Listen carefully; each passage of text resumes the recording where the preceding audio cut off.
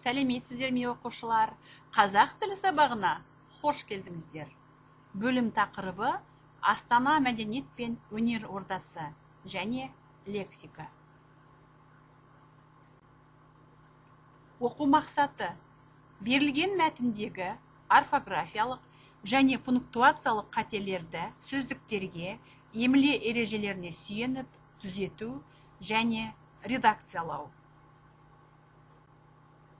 Бағалау критерийі: мәтіндегі орфографиялық және пунктуациялық қателерді сөздіктерге қарай отырып түзету және редакциялау.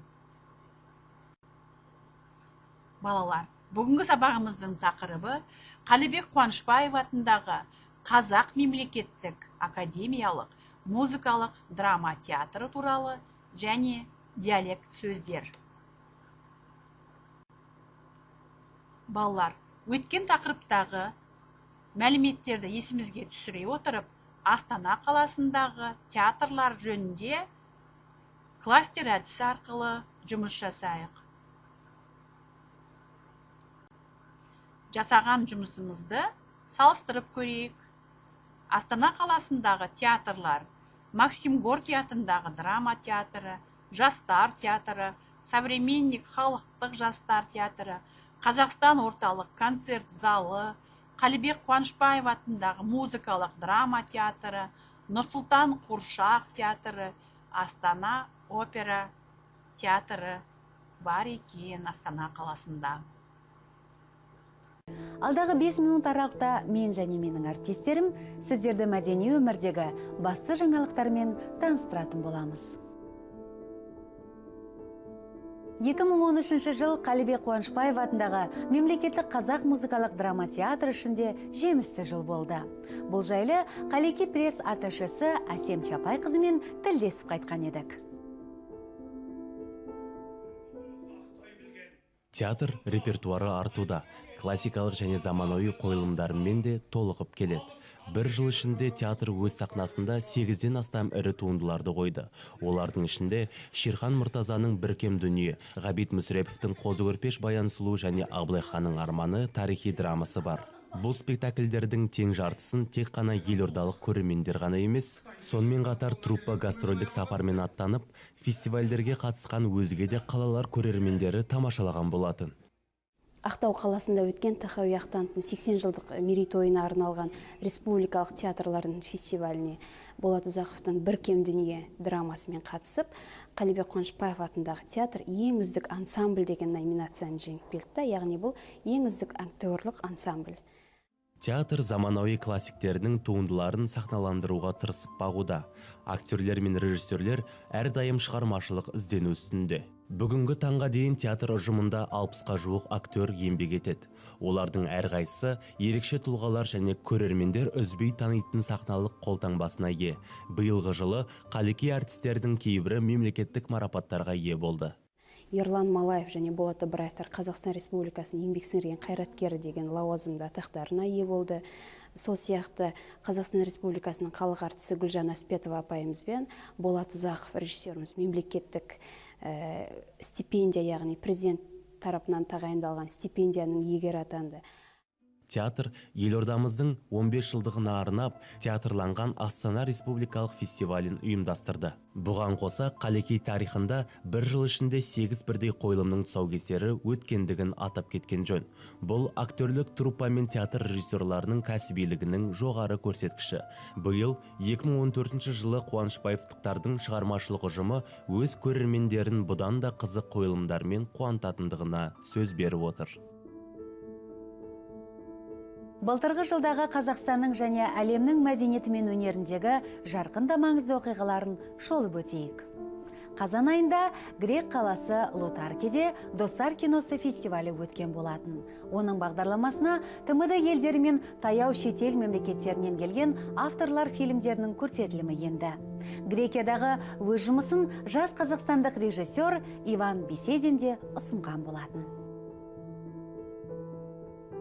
Бесединнің фильмдері қымбат трюктар, киімдері не болмаса қомақты қаржылығымен ерекшеленбейді. Автор оларды өз қалтасынан шыққан қаржысына түсірсе де, фильмдер өзінің шынайылығымен іші бауырынды елжіретіп жібереді. Бұл фильмдер біздер жайлы, біздің ойланбаған әсерлендірілмеген мәселелеріміз туралы. Басты рөлде алматылық Артишок театрының актрисасын Вероника Насальская сомдайды. Я пыталась Мен экрандағы да кейіпкердегі де оқиға арасындағы қандай да бір баламалылықты табуға тырыстым. Оқиға аса салмақты және терең болғандықтан менің еш мінім болған жоқ. Ондағы оймен режиссердің ойын қаншалықты дұрыс-бұрыс жеткізуіме байланысты болды. режиссера. Вот как-то так. Бұл Иван Бесединнің қысқа метрлі тұрғысындағы алғашқы жұмысы емес. Дегенмен, режиссер толық метражды фильм түсіруге тәуекел етпей отыр. Я считаю, что я еще все равно не помню. Менің ойымша, толық метражды фильм үшін бұл әлі шикілеу. Толық метражды болатындай фильм үшін маған әлі көп ойланып, көп еңбектенуім қажет. Ал бұл үлкен жауапкершілікті артып отыр. Адамдар өмірінің 1,5 сағатын алудың өзі үлкен жауапкершілікті қажет етеді. Өміріңізді тек әдемі де қызықты адамдармен және оқиғалармен әсемдеңіз. Бұл мәдениет бағдарламасы. Сондай-ақ бізді 24.kz сайтынан көре аласыздар. Көріскенше күн жақсы болсын. Оқылым мәтіні. Қалибек Қуанышбаев атындағы Қазақ мемлекеттік академиялық музыкалық драма театры 1991 жылы Ғабит Мүсіреповтің Ақан сері Ақтоқты трагедиясымен ашылған.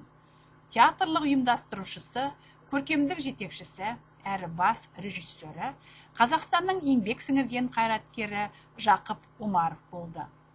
Алғашқы қойылымды театрдың негізін қалаушы дарынды режиссер Жақып Омаров сахналады. Театр өзінің алғашқы жүлдесін 1996 жылы Уфа қаласында түркітілдес мемлекеттер арасында өткен халықаралық туғанлық театр фестивалінде алды. Онда Құсайыновтың Алдар көсе атты музыкалық комедиясы лауреат атанды. 1996 жылы театрға КСТРО халық артисі, КСТРО мемлекеттік сыйлығының иегері Қалыбек Қуанышбаевтың есімі берілді. 2011 жылы 14 желтоқсанда театр ұжымына мемлекеттік академиялық театр мәртебесі берілді. Театрдың жетістіктерімен таныс болыңыздар. 2010 жылы қаңтар айында Иран Республикасы Тегеран қаласында Мәдениет институтының ұйымдастыруымен өткен Фаджр атындағы халықаралық театр фестиваліне Мұхтар Әуезовтың Қарагөз шығармасы үздік деп танылды. 2014 жылы 5-ші орталық Азия мемлекеттерінің халықаралық театр фестиваліне Ануйдың жалын жұтқан Жанна Дарк драмасымен қатысып, Гран-приді иеленді. Сондай-ақ актриса Бермұхамбетова ең үздік әйел бейнесі номинациясына ие болды. 2015 жылы Өскемен қаласында өткен 23-ші республикалық театрлар фестиваліне Ержовтың Бұлбұлдар түні пьесасының негізінде сахналанған Тыраулап ұшқан тырналар атты лирикалық драмамен қатысып, үздік режиссерлік шешім номинациясына ие болды. Балалар, біз Қалибек Қуанышбаев атындағы музыкалық драма театры туралы мәліметтермен таныстық. Енді осы мәтіндегі театрға байланысты термин сөздерді ауызша анықтап көрейік. Оқулықта берілген оқылым мәтінін басшылыққа алыңыздар.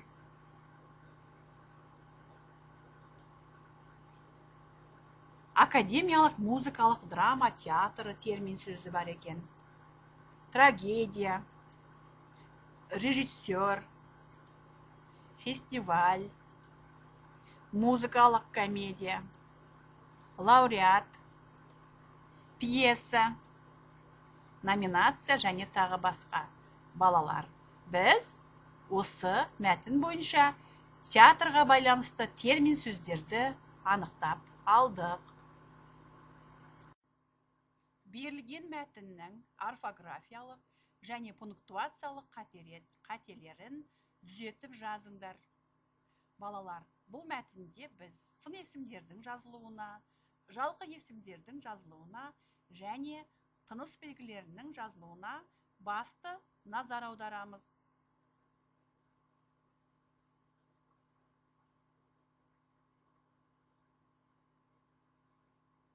Тапсырманы орындап болсақ, жауабымызды салыстырып көрелік.